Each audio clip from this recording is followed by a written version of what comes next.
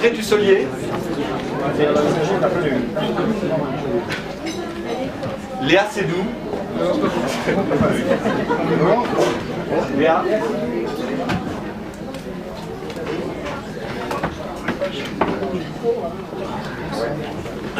Et le réalisateur Christophe Gans.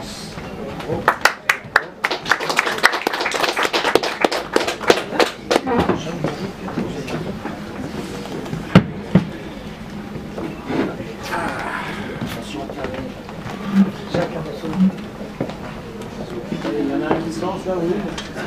Hop. Qui c'est qui se lance?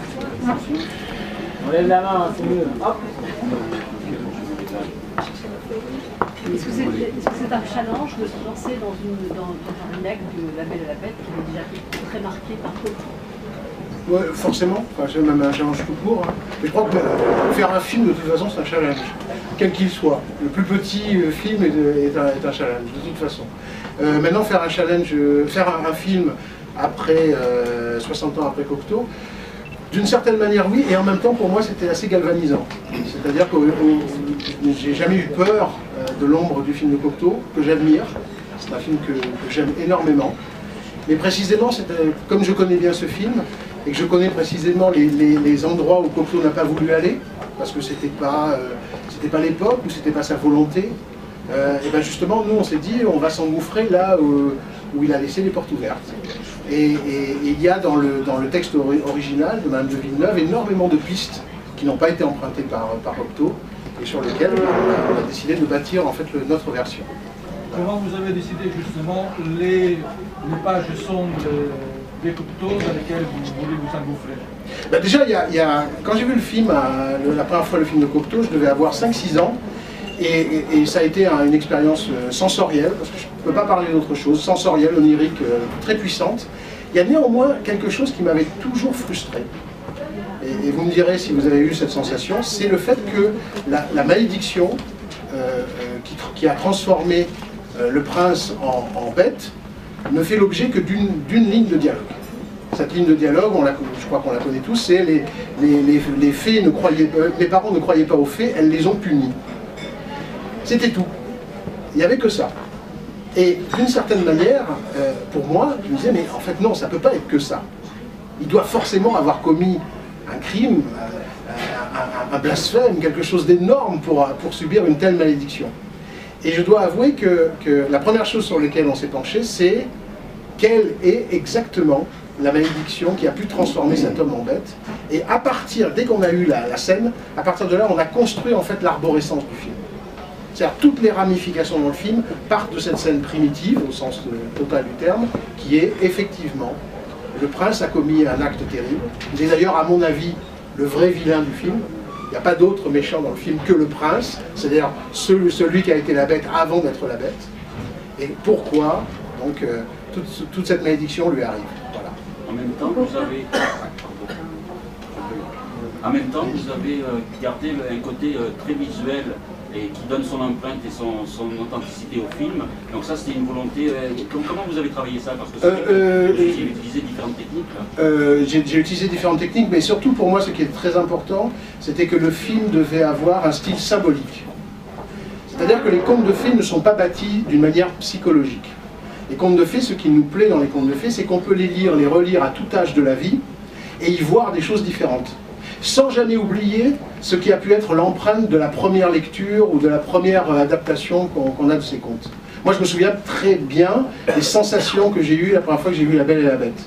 Mais quand je vois le film aujourd'hui, le film Cocteau évidemment, quand je le vois aujourd'hui, évidemment, je vois des niveaux de lecture que je ne voyais pas à l'époque. C'est parce que le film est construit d'une manière symbolique, par strates. C'est-à-dire que c'est des couches de signification qui sont superposées, qui fait que, très certainement, une personne âgée peut voir le film à côté d'un enfant sans jamais être gêné par la présence de l'enfant, puisqu'il sait que l'enfant percevra ce qu'il est en train de voir d'une certaine manière, alors que lui-même perçoit d'autres choses. Par exemple, la scène du lac gelé, je pense que les enfants vont percevoir une scène qui est effectivement assez spectaculaire, mais les adultes verront le symbolisme, évidemment, de la glace qui explose au moment du baiser, etc. etc. C'est exactement sur ce genre de visuel que j'ai essayé de construire mon adaptation. Et en cela, je rejoins d'une certaine façon le film de Cocteau. Pourquoi avez-vous choisi le principe de narration? Pas tout le monde en même temps. Pourquoi avez-vous choisi le principe de narration avec cette histoire racontée? Le principe de narration, c'est parce que je voulais embarquer, je voulais prendre les gens par la main et les embarquer en fait dans une histoire que tout le monde connaît, mais en créant néanmoins des effets de surprise. C'est-à-dire que tout le monde connaît l'histoire de La Belle et la Bête par cœur. Tout le monde. En Mongolie, je veux dire, comme ici, tout le monde connaît cette histoire. Donc, ce qui fait le plaisir d'une nouvelle adaptation d'un conte de fées aussi célèbre, c'est les variations. Et les variations peuvent être amenées par la narration. Le fait que, par exemple, après une scène, comme la première scène de repas, la narratrice interrompt et demande aux enfants s'ils n'ont pas trop peur et s'ils ont envie qu'on leur raconte la suite, c'est finalement replacer le conte à l'intérieur d'une tradition orale qui est, à mon avis, essentielle pour comprendre le charme que ces histoires exercent sur nous depuis des temps immémoriaux. Parce qu'évidemment, les contes de fées ne sont que les adaptations judéo-chrétiennes des vieilles légendes gréco-latines sur les dieux prenant des formes animales pour visiter le monde des hommes, etc. etc. C'est en fait des adaptations. Donc ça fait très longtemps que ces histoires parcourent nos civilisations et qu'elles nous fascinent. Et je crois que la narration est une façon de le rappeler, une façon de nous rappeler que finalement ce qui est important dans un conte de fées, c'est pas tant l'histoire qu'on nous raconte à nouveau que les variations et les trouvailles et les niveaux de lecture apparemment inédits qu'on arrive à trouver en ces histoires. André Dussolier, s'il vous plaît. Oui. Comment juger Pable de gérer et ses affaires et sa vie de famille? Vous êtes un peu dur, incapable de gérer le pauvre. Ces navires sont enfouis dans les eaux. Et puis après, non, il y avait quelque chose qui est un petit peu différent, puisque Christophe en parle du conte d'origine, puisque dans le conte d'origine, on a l'impression que le père consent à amener la belle dans les griffes de la bête, tandis que là, visiblement, elle l'enferme dans la chambre, elle l'empêche de partir et c'est elle qui prend la décision toute seule. Ce qui fait que le père est moins complice. Tu m'arrêtes, Christophe, si je dis une bêtise, mais j'ai l'impression qu'il y a cette petite variante. Et puis, non, je trouve qu'il est assez responsable. Et il y a cet aspect qui est touchant dans cette histoire, c'est qu'on part du réel, de cette famille, pour aller ensuite dans le monde fantastique.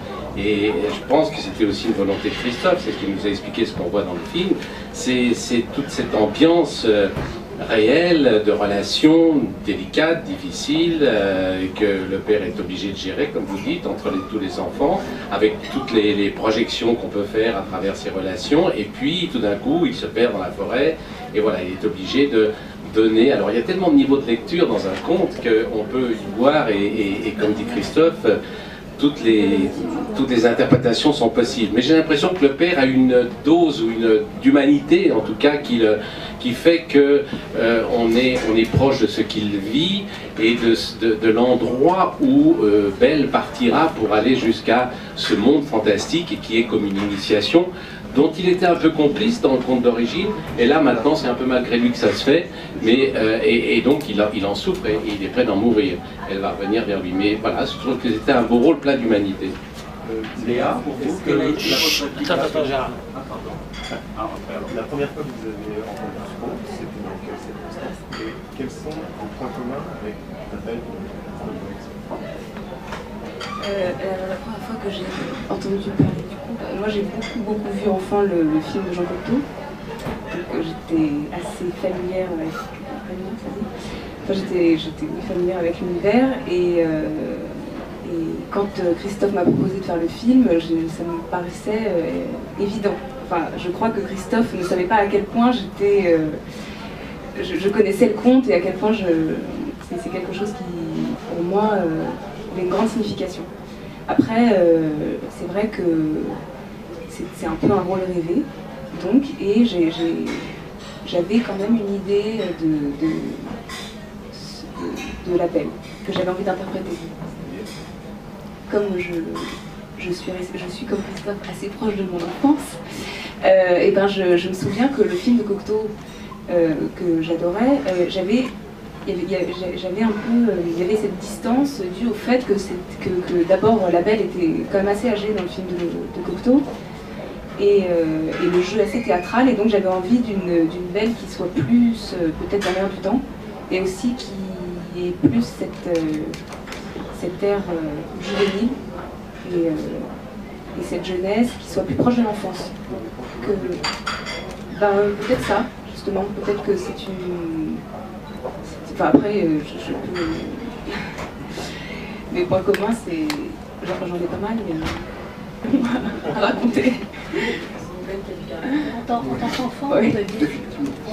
vous rêviez d'être une princesse ou d'être une fermière? Non, mais le fait de tout d'un coup de partir et d'aller vivre sa vie. Voilà. Donc c'est peut-être ça qui... Mais même enfant, ça m'a enseigné beaucoup de choses d'une certaine façon. Et c'est le parcours de cette jeune fille en fait qui va devenir une femme. Et c'est très... encore aujourd'hui, ça me parle beaucoup. Vas-y. Pour revenir à la symbolique, tout dans les décors, la présence de la nature qui est devenue présente dans le château. C'était une volonté pour montrer justement ce côté de la nature. Oui, une des choses qui m'intéresse le plus dans le texte de La Belle et la Bête, c'est que la question sur où se cache la divinité est posée clairement. Est-ce que la divinité est dans la nature ou est-ce que la divinité, une part de divinité est dans l'homme? Et personnellement, je crois que le film répond clairement à cette question. Je crois d'ailleurs que je parlais tout à l'heure du fait que les contes de fées sont la réadaptation judéo-chrétienne des vieilles légendes gréco-latines.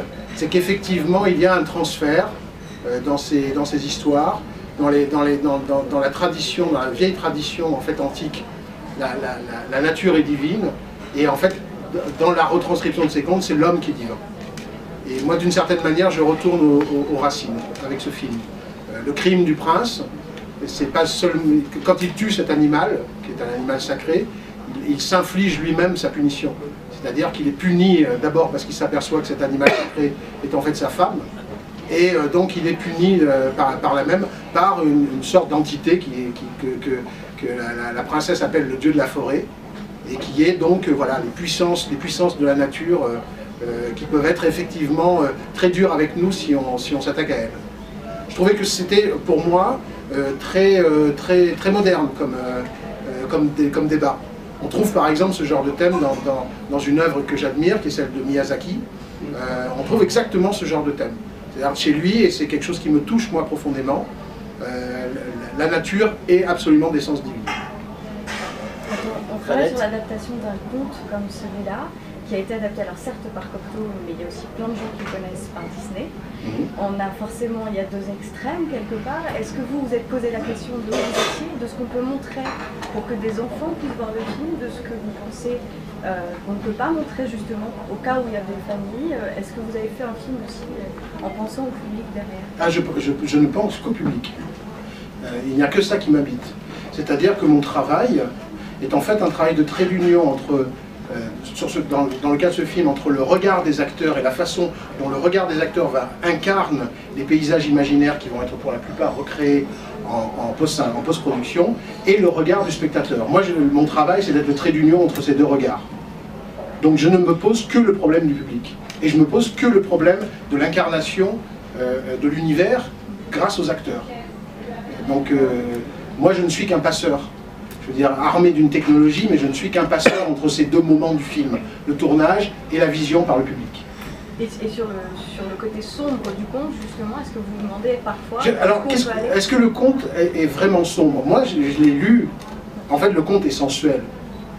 Alors peut-être, est-ce qu'on peut percevoir la sensualité comme un aspect sombre? D'abord, je ne crois pas. En tout cas, ma morale personnelle me fait répondre par non. Je crois que le conte est transgressif, c'est-à-dire qu'il y a, comme dans tous les contes de fées, une transgression fondamentale qui est là, dans le cas présent, une jeune femme accepte finalement l'attraction qu'elle ressent pour un être qui est animal. Mais je pense que ce qui est très puissant dans le conte, et ce n'est pas étonnant que le conte ait été par 2 fois écrit par des femmes, c'est-à-dire Madame de Villeneuve et 20 ans plus tard Madame le Prince de Beaumont, c'est que c'est un conte qui travaille sur le psyché féminin. Donc là, je pense que la sensualité du conte est la chose qui m'attire le plus. Et mon travail, effectivement, comme je le disais, c'est de faire en sorte que la personne qui emmène son petit-fils, ou sa petite-fille, ne soit pas gênée de l'avoir emmené voir ce film. Surtout que cette animalité, la question du masque, Dans le film de Cocteau, c'était un masque fait par Christian Bérard, que Marais portait. Par Araquelian. C'est ça, Araquelian. Et il semble que ici vous ayez tourné donc par des effets spéciaux. Est-ce qu'il y avait un masque? Oui, il y a un masque. Le masque a été créé, et les poils ont été implantés un par des artisans. Ça a pris des centaines d'heures. Simplement, la pose du masque n'est pas faite sur le visage de l'acteur au moment du tournage avec de la colle, elle est faite en post-production. Et le masque existe. C'est pour ça que je trouve toujours qu'il y a un faux débat sur les effets spéciaux qui consiste à dire « Ah oui, mais on aurait perdu, avec les nouveaux effets spéciaux, la beauté artisanale des effets spéciaux d'autrefois. » Je ne crois pas. Je crois en fait que la technologie d'aujourd'hui nous permet d'épargner à un acteur d'être enduit de glu à 4 h du matin. Je crois que c'est ça le truc. Mais je crois, le masque que vous avez vu est en fait un vrai masque, il existe. Je veux dire, il est sur un buste, il était sur le plateau tout le temps. Et d'ailleurs, dans quelques plans, la doublure de Vincent le porte. Donc, à vous de deviner lesquels. Mais il y a quelques plans où c'est un vrai masque que porte... Mais ce que je crois, c'est que simplement, il y a une grande commodité aujourd'hui, une grande souplesse à pouvoir placer un masque qui est brusquement, grâce à la technologie numérique, aussi fin qu'un micron, donc aussi fin qu'une peau, de le placer sur le jeu de l'acteur. Jean Marais, quand il tourne en 1946, sous le masque d'Araquelian, qui est très épais, il a énormément besoin de projeter, déjà par les yeux et par la voix. Et en plus de ça, sous son masque, et ça c'est quelque chose qu'aujourd'hui auquel je ne peux pas ne pas penser, il développe un eczéma géant. Donc, je veux dire, personnellement, ça me fait plaisir de me dire Vincent peut quand même jouer, tout en projetant dans la voix et dans les yeux, mais il peut quand même jouer au niveau des expressions, et il n'est pas en train de développer un eczéma géant. La même question à Léa Seydoux. Elle a joué avec le visage de Vincent Cassel et pas avec le monstre en face d'elle. Oui, oui, c'était Vincent. Avec une croix verte au milieu. Et le costume. Donc ça veut dire que les éléments, soit de peur, soit de répulsion, etc., ne venaient pas de ce que vous aviez en face de vous. Non, non, non. Mais c'est ça la beauté de l'acteur. Moi j'ai déjà vu sur scène des gens monter avec une chaise et jouer la chute de l'Empire romain. Et on y croyait. Je crois que c'est ce que j'expliquais tout à l'heure, une grande part de la force des acteurs, et qui en fait pour moi des gens magiques, c'est qu'ils arrivent à créer autour d'eux une bulle sur laquelle on peut projeter tout un univers complet, que moi, il se trouve, je peux ensuite visualiser grâce à des effets, mais si l'univers n'existe pas par le jeu de l'acteur, par la façon dont il le regarde, etc., en fait, ça ne sert à rien. Si Léa ne voit pas, quand elle joue avec Vincent, avec son casque de hockeyeur, la bête, eh ben, ça ne marchera pas, même si je mets le visage de la bête en post-production parfaitement. Ce que je veux dire, c'est que de toute façon, le processus ne peut passer que par le regard de l'acteur. Je pose ma question pour Léa. Effectivement, pour vous, le plus intéressant du rôle, c'est plutôt le côté princesse, belle toilette, belle coiffure, ou le côté plus transgressif du rôle, puisqu'elle est attirée par une bête? C'est les deux. Mais c'est vrai que j'entretiens un rapport avec le personnage très intime. Enfin, c'est vraiment, enfant, c'est quelque chose qui m'a énormément nourri et qui a développé mon imagination. Donc toute même la symbolique qu'il y a derrière les contes et tout, c'était vraiment quelque chose qui enfant me happait et m'inspirait. Enfin, et donc je saurais pas vous dire, c'est quelque chose qui est même, ce serait même difficile de l'analyser presque. Mais en tout cas, ce que j'ai, voilà, moi, d'une certaine façon, mon rôle, c'était d'essayer d'interpréter cette belle et qu'elle soit, que les petites filles même, puissent se projeter un peu dans cette jeune fille. Et le rôle est venu à vous ou c'est vous qui l'avez demandé? Ah non, pas du tout. Ah non, je n'ai pas demandé. À qui j'aurais demandé?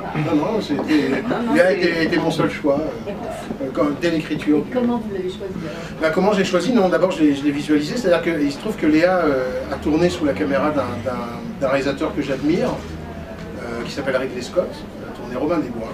Et c'est en voyant ce film que j'ai repéré Léa. Je n'avais pas encore vu ces films d'auteur, que j'ai vu ensuite, et j'ai compris que au-delà de l'aspect solaire de son personnage, il y avait en plus une intensité d'actrice qui était incroyable. Et c'est pour ça que j'ai eu envie d'écrire le rôle pour elle. Donc le rôle a été écrit pour elle. Sans savoir... Sans savoir si elle allait accepter ou non. D'autant plus qu'elle a la réputation d'être assez, comme on dit, picky, sur les points pointus, sur les choix. D'ailleurs, Vincent l'est aussi, hein, je tiens à le dire. Voilà, donc ça s'est passé comme ça. Et aussi, je veux dire, sans savoir son goût particulier. Ah non, non, ça je ne savais rien du tout, je ne savais rien de Léa. D'ailleurs, Léa ne savait pas grand-chose de moi, parce qu'elle n'avait pas vu mes précédents films. Donc en fait, c'est vraiment le projet qui nous a réunis. C'est-à-dire que moi, je ne la connaissais qu'à travers ses incarnations à l'écran, et elle ne savait pas, elle n'a choisi ce projet que sur le script. Et sur le choix de Vincent Cassel? C'est un ami, donc là c'était totalement différent, parce qu'on a tourné ensemble le Pacte des Loups, et on a continué à travailler sur différents projets ensemble. Là pareil, en France on a un petit problème, enfin c'est un petit problème et en même temps c'est un avantage, tous nos acteurs sont des modèles uniques. Je ne sais pas si vous avez repéré, mais Gamain, Funès, Delon, une fois qu'ils ont été créés, on casse le moule. C'est-à-dire que les Américains ont cette capacité de décliner un certain type d'acteurs, même parmi les meilleurs. On peut dire par exemple que quand on crée Brad Pitt, 10 ans plus tard, on aura Ryan Gosling. C'est-à-dire d'une certaine manière, Hollywood est tout le temps en train de recréer des types d'acteurs. Pas chez nous. Il se trouve que nos acteurs sont uniques.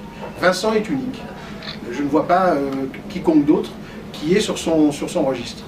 Et très clairement, pour moi, pour interpréter ce prince un peu barbe bleue, qui tue sa femme, s'oppose aux forces de la nature, reste 3 siècles sous l'apparence d'une bête, a un rapport de domination avec une jeune femme qui finit par développer un syndrome de Stockholm avec lui, je trouvais qu'il n'y avait que lui pour jouer ça. C'était clair pour moi que je voyais personne d'autre. Et d'autant plus que Vincent aussi a une physicalité qui est très intéressante. Vincent n'est pas seulement un acteur puissant avec un certain panache, de par sa formation, il a des grandes capacités physiques. Or, il y avait quelque chose que moi je voulais introduire dans La Bête, et là aussi qui n'existait pas dans les autres adaptations, c'est la physicalité de la bête. C'est-à-dire le fait que, parfois, il essaye de se comporter comme un être humain, mais il y a plein de fois où il saute sur la table, à 4 pattes, et il fait des sauts. Et ça, c'est quelque chose qui, évidemment, pour lequel il me fallait un acteur capable d'avoir cette physicalité. Qu'est-ce qui a changé chez Cassel depuis le Pacte des Loups qui vous a surpris là? Rien, il est immuable. Non. Plein de choses, je pense qu'il a fait La Belle et la Bête, ça je le sais, parce qu'entre-temps il a eu 2 petites filles. Et en fait il s'est aperçu un jour qu'il n'avait fait aucun film qu'il pouvait leur montrer. Donc désarroi, donc accueil chaleureux quand je lui ai proposé le rôle. Il m'a dit tout de suite, enfin un film que je vais pouvoir montrer à mes filles. Et vous travaillez avec lui, alors qu'est-ce que c'est excitant, qu'est-ce que c'est compliqué? C'était super, c'était génial. Mais c'est vrai que le fait qu'il ait ce costume, évidemment, c'était un autre genre de rapport. Mais sinon, c'était super. Qu'est-ce qui vous fait mettre un scénario à la poubelle tout de suite? L'histoire ne tient pas? Non, mais c'est plutôt... il faut que j'ai le sentiment d'avoir à y faire quelque chose. Qu'il n'y a que moi qui puisse réellement interpréter un personnage. Et puis il faut que je sente aussi une résonance avec le personnage. Et ces robes, alors c'était du plaisir ou c'est juste le... Ah non, moi j'adore. Non, moi tout m'a intéressé sur ce film. J'adorais discuter avec Christophe et qui me montre tout, les décors, les effets spéciaux et tout. J'étais très intéressée. Puis aussi les costumes, j'y ai mis un peu ma patte d'une certaine façon. Au début, on avait l'idée, Christophe avait l'idée plutôt de faire des costumes empire. Et je me souviens que je lui avais dit non, c'est dommage, il faut respecter la robe de princesse. Donc voilà, et puis après j'avais des idées sur des coiffures, sur la couleur des robes. Le fait par exemple qu'au début la robe est blanche, un peu comme une robe, exactement, une robe virginale, et puis ensuite rouge à la fin quand elle est amoureuse, rose quand elle est maman. C'est vous qui avez apporté cette idée-là? Non, on a apporté quelques-unes, ouais. J'ai une question sur la musique. Sur la musique du film, qui est assez traditionnelle comme de fait. Est-ce que vous avez essayé autre chose? Non, en fait, Depuis le départ, on voulait un score grand style, orchestral. Je vais vous dire, on a quand même essayé pendant le montage d'essayer de la musique temporaire un peu différente, ça ne fonctionnait pas. Je pense que le style du film est très opératique, très ample, et qu'en cela même, ça requiert en fait une musique orchestrale. Pour autant, on a fait très attention d'avoir une musique qui puisse être grandiose, mais qui sait par moments être délicate et discrète. On a aussi spoté la musique, c'est-à-dire qu'il y a des moments où il n'y en a pas. C'est-à-dire qu'il y a des moments où on entend quand elle commence et on entend quand elle finit. Il y a des films aujourd'hui, il y a beaucoup de films où la musique est en fait du papier peint. C'est en fait une couche qu'on a mis sur le truc. Nous, on a fait attention d'avoir des thèmes et d'avoir des moments où ça commence et où ça finit. Maintenant, oui, c'est un score assez imposant. Il y a 70 minutes de musique sur 112 minutes de film. C'est un gros score qui a été enregistré en Angleterre avec un orchestre et des chœurs de petits enfants anglais. C'était assez joli à suivre. Et le compositeur est très neuf, ça aussi je tiens à le dire. J'avais repéré son travail sur une publicité, une longue publicité de prestige pour Dior, voilà, où il y avait un léopard de diamants qui courait dans des paysages. Et c'est à cause de cette publicité que j'ai demandé à ce qu'il passe un test sur le film. Il a donc composé une valse qui n'a pas été retenue pour la valse que danse La Belle et la Bête, mais qui a été retenue pour la fin du film, lorsqu'elle sort de la maison et va le rejoindre dans la roseraie. C'est en fait la musique qu'il a composée, qui lui a permis d'être le compositeur du film. Dans le film,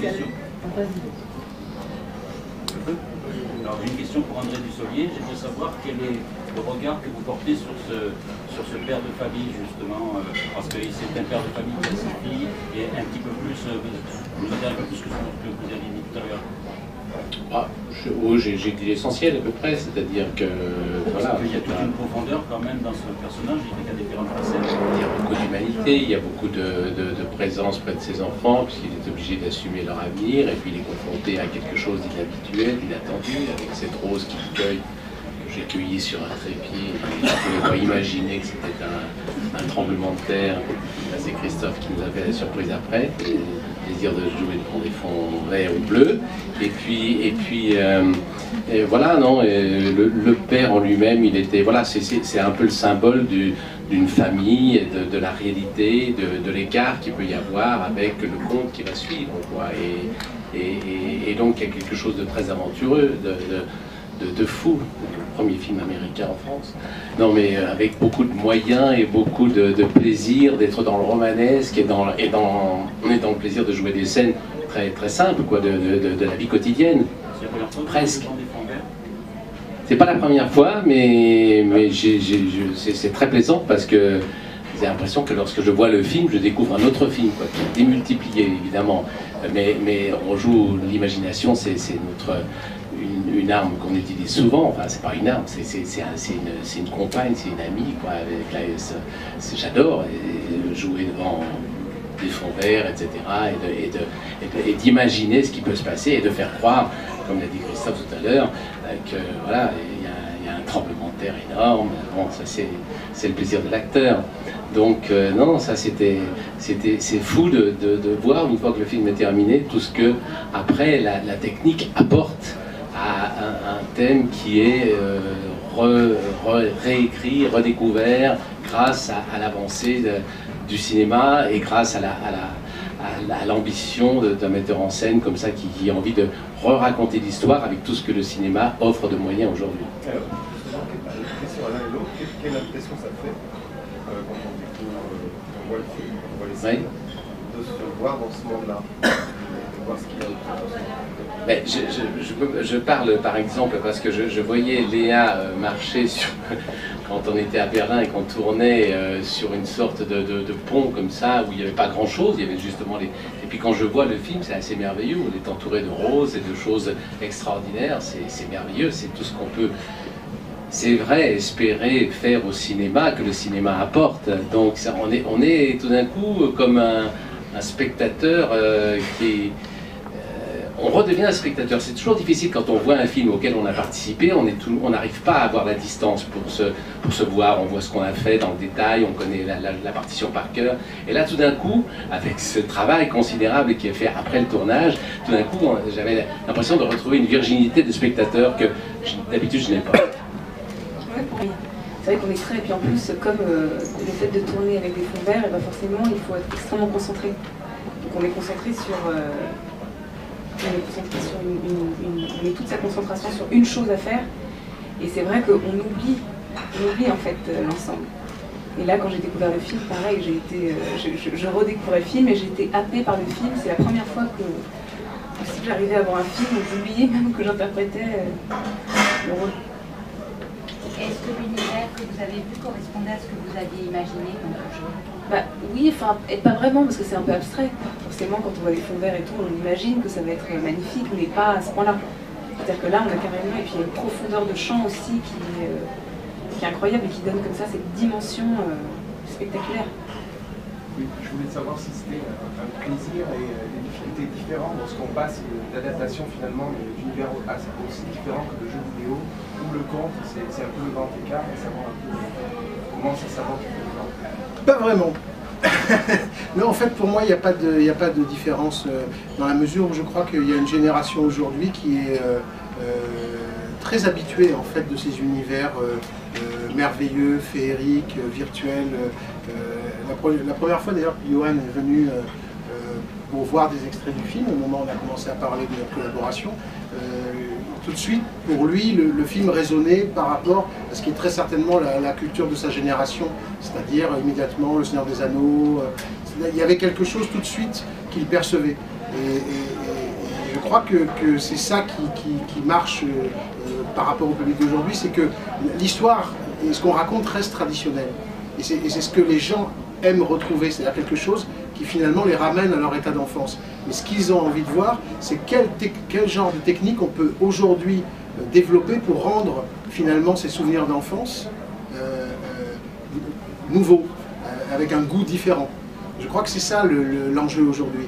L'enjeu du cinéma, pour moi, c'est vraiment de regarder vers le passé pour mieux construire le futur du cinéma. C'est vraiment ça. Sur l'utilisation des chiens transformés, est-ce qu'il y a eu des scènes coupées? Parce qu'on s'attend à plus d'interactions peut-être avec ces Oui, il y avait beaucoup plus de scènes prévues. J'imagine. Il y avait plus de scènes prévues et en fait simplement on s'est aperçu sur le tournage que c'était des scènes qui demandaient un temps extraordinaire pour être faites parce qu'elles introduisaient beaucoup de marionnettistes sur le plateau, des gens qui faisaient bouger tout ce que ces petits chiens heurtent en fait en bougeant. Tout ce qui bouge avec eux, et en fait ça prenait un temps incroyable, et c'est un temps qu'on n'avait pas vraiment. Et vous les appelez comment? Les Tadom. Les Tadom. Oui, c'est un nom qu'on leur a donné comme ça. Il y avait des Tadom dans sa chambre. Voilà, c'est un nom qu'on leur a donné comme ça, etc. Mais je crois que pour moi, ils sont dans le film, ils sont comme un repère en fait pour les enfants qui regardent le film. Je crois qu'il y a toujours un rapport d'échelle dans les contes. C'est-à-dire que par exemple, l'apparition des géants à la fin, je crois que les adultes sont immédiatement frappés par le rapport d'échelle qui existe entre les vilains qui arrivent pourtant armés et puis brusquement ces espèces de gardiens qui sont là, etc. Exactement de la même façon, les enfants peuvent se repérer dans le film en ayant un rapport d'échelle avec l'état d'homme. C'est-à-dire le fait que c'est des petites créatures qui se cachent sous les meubles, sous les tables, etc. permet d'avoir, comme qui dirait, une sorte de repère à l'intérieur de cet univers. Et d'une certaine manière, je les aime bien, même si effectivement ils peuplent l'univers et qu'ils sont finalement assez timides et qu'il n'y a peut-être pas le nombre de scènes que j'avais imaginé au départ. Pour moi, ils permettent à une gamme du public de se retrouver à l'intérieur de ces décors gigantesques, etc. Ça, c'est pas une tradition Disney, justement? C'est aussi une tradition Ghibli, parce que je fais beaucoup référence à Miyazaki et à son studio Ghibli. Dans Ghibli, il y a toujours ces espèces de petites créatures qui, en fait, sont, je dirais, le dernier échelon des panthéons que met en place Miyazaki. Miyazaki est toujours intéressé par les panthéons, c'est-à-dire que, comme son œuvre a une forte connotation mythologique, il y a toujours des choses très petites et des choses très grandes.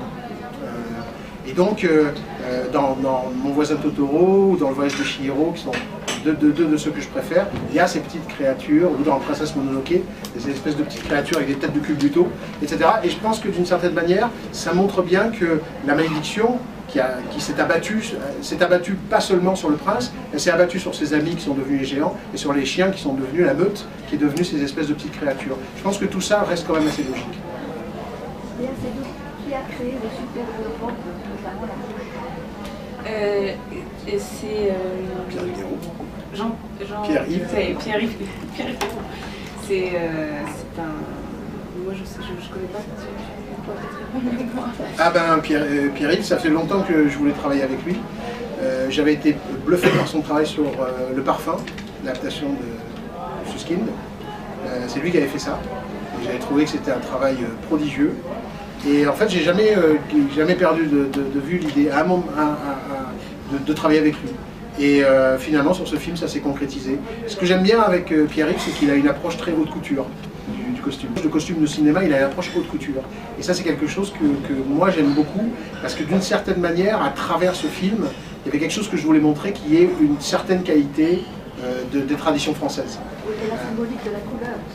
La couleur, des formes, c'est-à-dire quelque chose, comme je dis, toujours pareil, qui alterne le traditionnel et la nouveauté.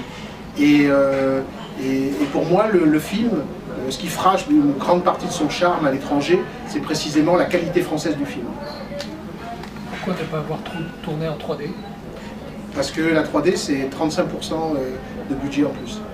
Ce que je veux dire par là, c'est que je ne sais pas si c'est tant utile que ça de mettre un film en péril, simplement parce qu'on a envie de rajouter de la 3D. Moi, j'adore les films en 3D, quand ils sont faits par James Cameron, Martin Scorsese, voilà, ça c'est de la très grande 3D, mais je pense que le film en lui-même peut exister sans 3D. Je pense que, par exemple, mon style de mise en scène est très, comment dirais-je, très volumétrique, et que en cela, je pense qu'on sent quand même les décors, on sent les costumes, et il n'y a pas besoin de 3D pour que tout ça quand même prenne vie à l'écran. Du moins, je l'espère. Il y a aussi beaucoup d'humour. Oui. Ça fait partie du deal. C'est-à-dire que quand vous décidez d'adapter un conte de fées, il faut se coltiner le conte de fées. J'ai jamais compris toutes ces adaptations de contes de fées où on décide de faire le conte de fées tout dark. Quel est l'intérêt?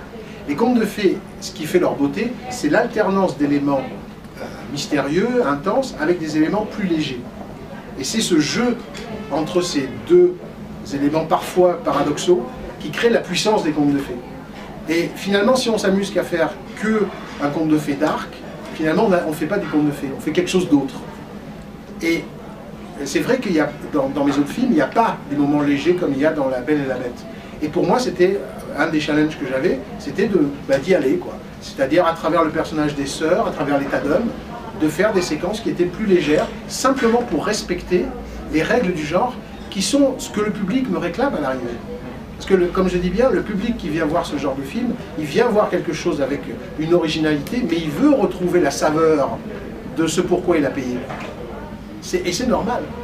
Je pense qu'un conte de fées sans ces moments de légèreté ne serait pas un conte de fées.